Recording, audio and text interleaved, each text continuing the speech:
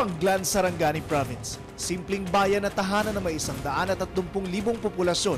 Sa mahigit 70,000 hektaryang lupain, 43,000 hektarya dito ay tinaniman ng mga niyog. Kaya sila ang #1 copra producing municipality sa buong bansa.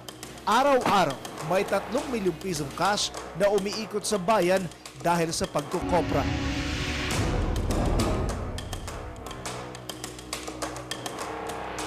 Pero sa likod ng tahimik na bayan ay ang mga lider na nagbabangayan. Ang mga magkakapatid na Yap. Si Mayor Victor James Yap Sr. at Vice Mayor Vivian Yap. Magkasangga. Habang ang dating alkalde ng bayan na si Enrique Yap Jr. ang kalaban nila sa politika. Mag-100 taon na sa 2014 ang bayan ng Glan dito sa Sarangani Province. At sa 100 taon na yan, 50 taon ding nanunungkulan ang mga Yap. Pero bakit nga ba humantong sa bakbakan ng magkakapatid ang laban ng politika dito sa Glan?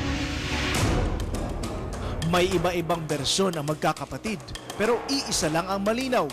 Nag-ugat ang lahat sa bilin umano ng kanilang namayapang ama. Mahirap sabihin kasi nakakahiya eh. Sabi niya, pagkatapos niya, isang kapatid. Pagkatapos ng isang kapatid, isang kapatid. Yun ang sinabi ni Papa noon. Yun ang wish ng family sana ng Papa at Mama nung buhay pa. Yung as long as the law allows you to run for mayor of Glan, hindi kita kakalabanin dahil kapatid kita. Pagbibigyan kita. Pero pag sinabi na ng batas na hindi ka na pwedeng tumakbo, then I have to run. Talagang tama pala yung tatay ko na kung sasali itong dalawa sa politika, magkakagulo.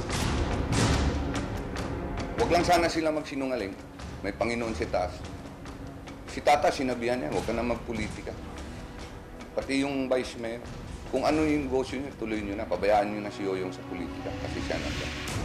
Para sa maraming residente, sagad na umano sa buto ang awayan ng magkakapatid na Yap. Sino ngayon sa inyo sa tingin mo nagsisimula? Siya. Kasi siya, gumagawa lang siya ng political gimmick. Pakiusap ko lang sa kanya, magpakatotoo siya. May the best man win. Anyway, tao naman ang namimili. At habang papalapit ang halalan, mas lalong nagkakainitan ang magkakapatid. First time na itabo sa Glan karon ang inaning klaseng politika nga gagamit og armas ang incumbent, gagamit og kwarta. Tanang panghadlok ginagamit. Malinaw na nagsisinungaling siya. Pero magkakaayos pa nga ba ang magkakapatid? Kung binigyan niya lang sana ng chance na lumabas siya, siguro baka magkaibigan na kami ngayon. Kung ako gusto makipagsundo sa kanya, I will do it on an early morning. Yung hindi ako lasing, normal ako, tapos kapatid ko man siya, bakit pa ako magdala ng mga baril? At ano ang hanap ngayon ng mga botante sa Glan? Maayo nga politiko. Ma-improve ang lugar. Abangan sa pagpapatuloy ng kampanya serye sa Glan, Sarangani Province.